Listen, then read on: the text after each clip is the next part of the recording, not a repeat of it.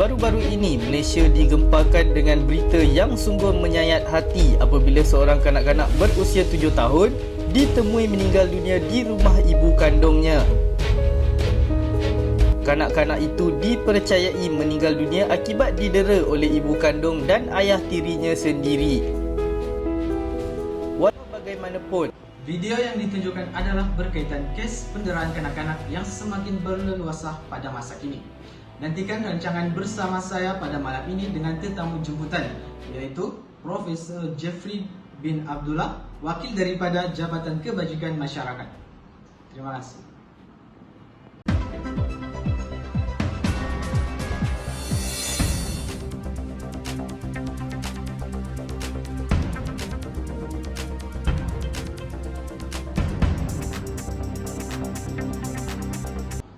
Selamat malam dan selamat sejahtera saya ucapkan kepada anda semua. Saya Jumat bin Hamili, pengacara anda pada malam ini. Baru-baru ini kita sering digemparkan dengan isu penderaan kanak-kanak yang semakin meningkat di dalam kalangan masyarakat. Untuk mengupas isu ini dengan lebih lanjut, saya menjemput Profesor Jeffrey bin Abdullah, wakil daripada Jabatan Kebajikan Masyarakat, untuk mengupas berkaitan isu ini dengan lebih terperinci. Baiklah, selamat malam Prof. Ya, selamat malam. Apa kabar pada malam ini? Alhamdulillah, kabar baik. Terima kasih kerana dapat meluangkan masa bersama kami untuk membahas isu ini dengan lebih lanjut. Seperti yang kita ketahui, penderaan kanak-kanak semakin mencapai tahap kritikal, tidak kiralah di negara manapun, termasuklah di negara kita sendiri, iaitu Malaysia. Okay. Terdapat banyak kes yang melibatkan kes-kes penderaan hingga menyebabkan kematian kepada mangsa darah tersebut. Sebagai wakil daripada Jabatan Kebajikan Masyarakat, apakah pendapat Prof berkaitan isu ini? Baik, terima kasih saya ucapkan kepada pemberita kita pada malam ini, host kita yaitu Saudara Jumat, kerana sudi menjemput pihak kami yaitu Jabatan Kebajikan Masyarakat untuk mengupaskan perkara ini dengan lebih lanjut. Kerana isu ini adalah sesuatu isu yang bukan boleh dipandang enteng lagi, kerana ianya sesuatu perkara yang semakin lama. Jika kita lihat menurut daripada kajian kita, isu penderaan kanak-kanak ini semakin meningkat dari saban tahun ke tahun yang seterusnya. Maka diharapkan pada malam ini kepada penonton sekalian dan dapat memahami, agar dapat memahami poin yang akan dijelaskan, agar ia menjadi satu pengajaran semua, khususnya kepada ibu bapa, agar memandang isu penderaan kanak-kanak ini lebih mendalam, supaya tidak lagi berlaku kes-kes penderaan yang seumpama itu. Jadi untuk mengupas sedikit berkaitan dengan kanak-kanak ini, suka saya menjelaskan berkaitan dengan definisi kanak-kanak.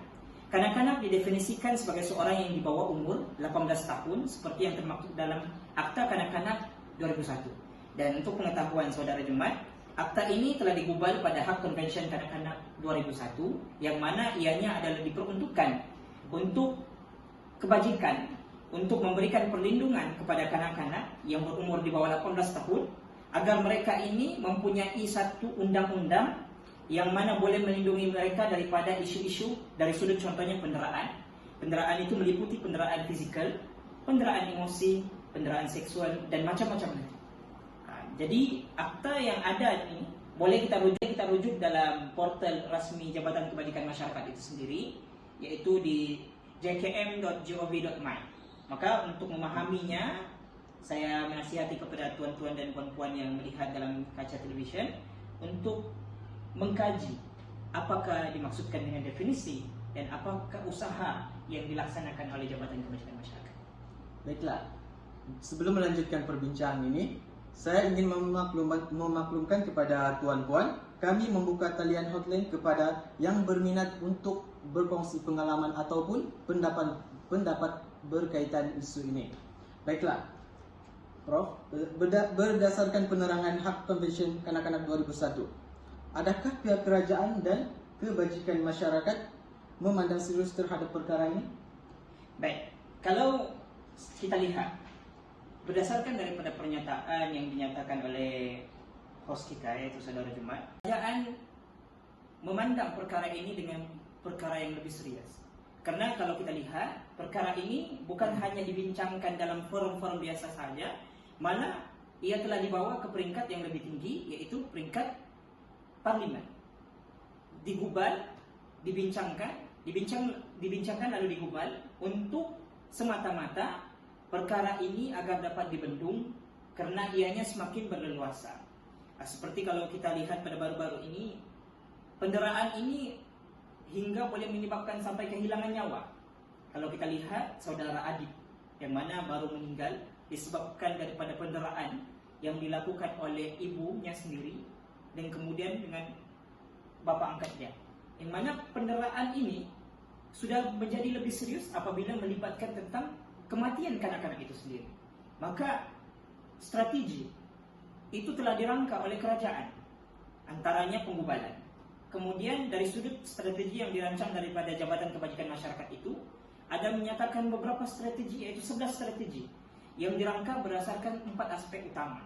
Maka aspek-aspek ini adalah aspek-aspek yang berkaitan dengan advokasi, berkaitan dengan pencegahan, khidmat sokongan dan penyelidikan dan pembangunan. Dari sudut itu memperlihatkan bahwasanya kerajaan amat memandang serius, terutamanya dari pihak kami sendiri, yaitu Jabatan Kebajikan Masyarakat. Baiklah, kita ada pemanggil di dalam talian. Ya, siapa di dalam talian? Saya Al-Azhar bin Isman, berasal dari Sabah. Baiklah, Saudara Al-Azhar, adakah Tuan ingin berkongsi pengalaman ataupun pandangan berkaitan isu penderaan kanak-kanak ini? Oke, saya ingin berkongsi sedikit berkenaan dengan pengalaman saya. Saya pernah didera oleh ibu angkat sendiri, di mana mereka memperlakukan saya seperti pengemis. Sebenarnya bila diingat kembali, penderaan yang mereka lakukan kepada saya berlaku beberapa tahun yang lalu. Ketika saya berumur dalam lingkungan 7 hingga 8 tahun, sangat sakit sebenarnya apabila ibu sendiri yang saya anggap ibu sendiri mendera saya. Mereka mendera saya menggunakan berbagai alat yang menyakitkan, seperti tali pinggang, dan ada yang satu kisah tuh yang memang saya tidak dapat lupakan. Itu sajalah kisah yang dapat saya sampaikan. Saya harap kisah ini dapat memberi sedikit pengajaran kepada ibu bapak yang di luar sana. Baiklah, terima kasih atas masa yang telah diluangkan oleh Al-Azhar untuk menceritakan kisah yang pernah dialami. Terima kasih kerana meluangkan masa untuk menceritakan pengalaman saudara.